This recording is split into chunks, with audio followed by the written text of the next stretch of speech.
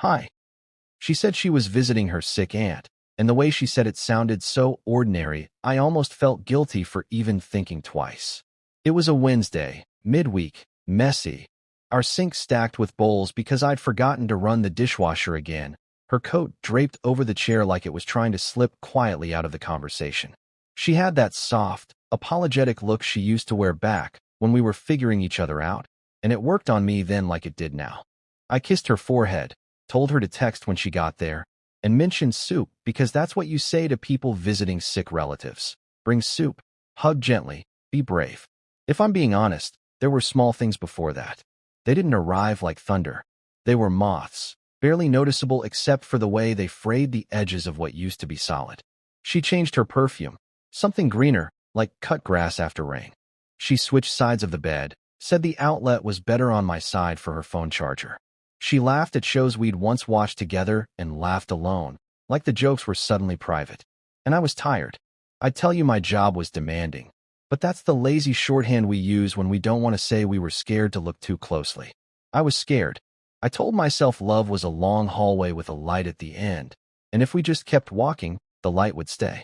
Her aunt, Lydia, lived 2 towns over in a small ranch with vinyl siding and a sunflower flag that never matched the weather. I'd met her twice. She wore those thick, opaque stockings even in July and called me by my last name long after I said, "Please, I'm just Mark." Lydia had a gentleness I believed in the way I believe in library quiet. The story made sense. Influenza going around, or maybe it was a bad reaction to a new medication. Something vague, repeatable. I watched my wife pack a tote, magazine, water bottle, the cardigan with the loose button I kept meaning to fix, and I looked for a tremor in her hands and found none. That steadiness was either innocence or talent, and I didn't want to test it. She touched my cheek at the door. "Don't wait up," she said. "If it gets late, I'll stay there." "That's good," I said, and I meant good as in kind, not good as inconvenient. After she left, the house emptied in that way where you can hear the refrigerator's stuttering breath. I did the dishes. I rewound the day. I remembered the early years, the thunderstorm where we ate cereal under blankets and told each other our ugliest truths, as if confessing would cure them. I remembered the day she turned 30 and asked me to hide 50 notes around the apartment, reasons I loved her, and how she cried at note 27 because I wrote, "You make the ordinary feel earned." I thought about how long it had been since either of us left a note anywhere. If you're waiting for me to say I opened her laptop or scrolled her messages, I didn't. I'm not righteous about privacy. I'm just tired of the way suspicion makes me somebody I don't like. Maybe that's a flaw. Maybe it's why I miss things. I sat on the couch and tried to read a book about a quiet man who drives a bus and writes poems in his head, and I thought, that used to be me. There's a specific ache in realizing you've been narrating a story that someone else has stopped listening to. Around 9, I texted, "How's Lydia?" She responded 3 minutes later, "Sleeping now. I'm making tea. Might crash here. X." I stared at the little X. 2 pixels of affection. Strange how we learn to measure love in their scarcity. At 10, I heated leftover chili and ate at the counter. Pepper made me sneeze the way it always does, and I stood there waiting to sneeze again and thought, if she's lying, I'll feel it in my bones. That's not science. That's a vow we tell ourselves when we can't bear to be made a fool of. A friend once told me trust is just hope with better PR. I laughed when he said it. It tasted a little bitter now. At 11, rain tapped the windows.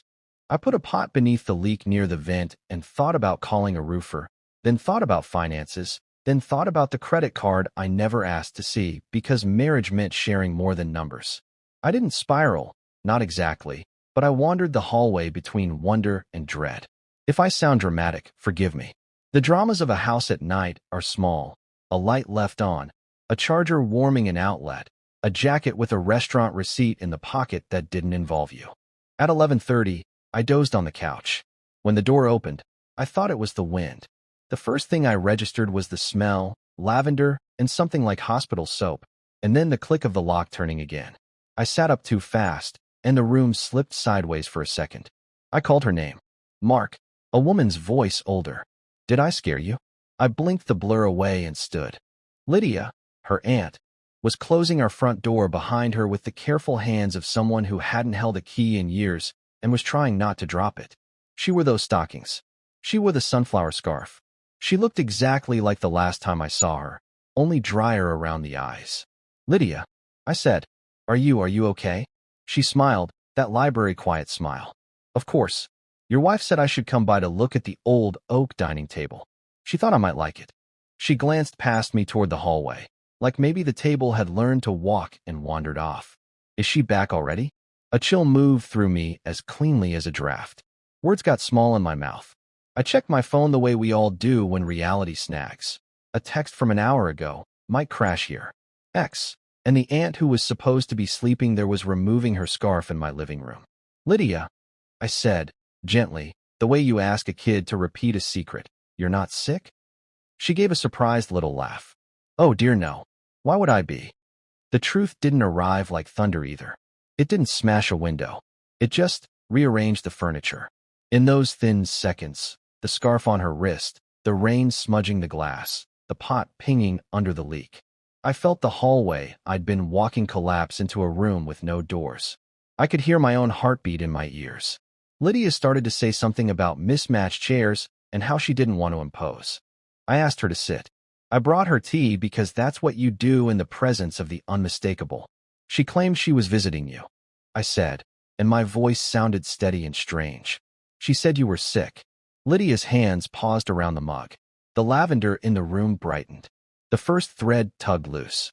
The truth unraveled in seconds. Lydia's tea sat untouched between us. Her eyes flicked to the clock, then back to me, as though she could measure how far this conversation might go by counting seconds instead of words. I don't understand, she said finally. She told me she might come by this weekend. But today? No, I haven't seen her in weeks. The words were steady, but they rearranged something in me. The hallway I'd been walking in my head, long, lit, reassuring, was gone. Now I stood in an unlit room with too many corners. I could have asked Lydia a dozen questions right then. Instead, I just said, and you're well? Not sick? She almost laughed, then seemed to realize I wasn't smiling. No, Mark. Healthy as a horse. I was at choir practice tonight. The pot under the leak in the other room pinged again, a single metallic note. I felt the sound in my teeth. Lydia shifted in her seat. Is something wrong? I opened my phone, scrolled to her message from earlier. Might crash here. X. I tilted the screen toward her. This was an hour ago. She said she was with you.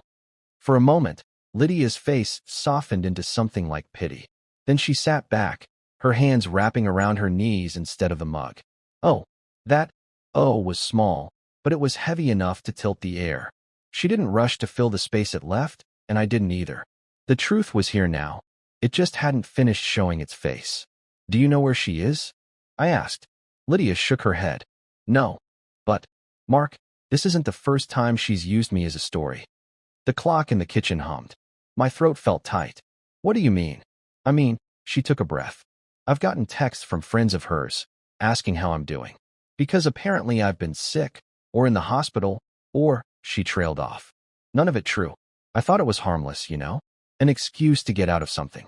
But this. She looked around my living room like it might offer an answer. It didn't. The rain had picked up, turning the windows into shifting mirrors. I stood. I need to call her. Lydia didn't stop me, but she didn't leave either. I went into the hallway, dialed. Straight to voicemail. I tried again. Same. I sent a text. Where are you? Call me now. 3 dots appeared, then vanished, then nothing. I stood there with the phone in my hand, listening to the roof leak and Lydia shifting in the other room. And I thought of every time I'd told myself you'd know if something was wrong. Every time I'd chosen to believe steadiness meant safety. The front door rattled suddenly. Not a knock, just the wind. But my chest still tightened, like my body was bracing for the sound of her key in the lock. It didn't come. When she finally walked in, it was almost midnight. No warning text, no call, just the door swinging open, her umbrella shaking rain onto the mat.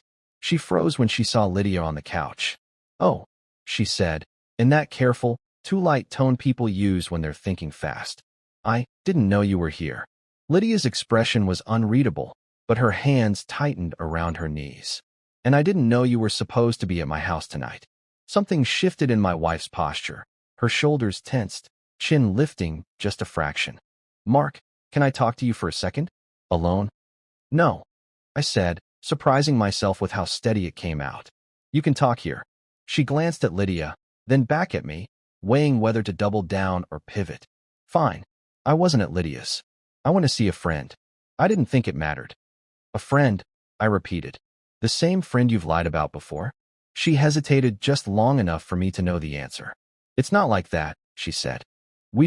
He's going through something, and You told me you were caring for your sick aunt. I cut in. She was at choir practice. Her mouth opened, then shut. Lydia looked away. Rain tapped harder against the glass. It's strange. When the truth finally comes, it doesn't feel like the explosion you imagined. It's slower. A quiet settling of dust over a room you no longer recognize. I don't even know why I lied, she said at last, her voice small. It was easier than explaining. Easier than telling me you were with him, I thought, but didn't say. I nodded once, more to myself than to her. Then let's make the rest easy too. Her eyes narrowed. What's that supposed to mean?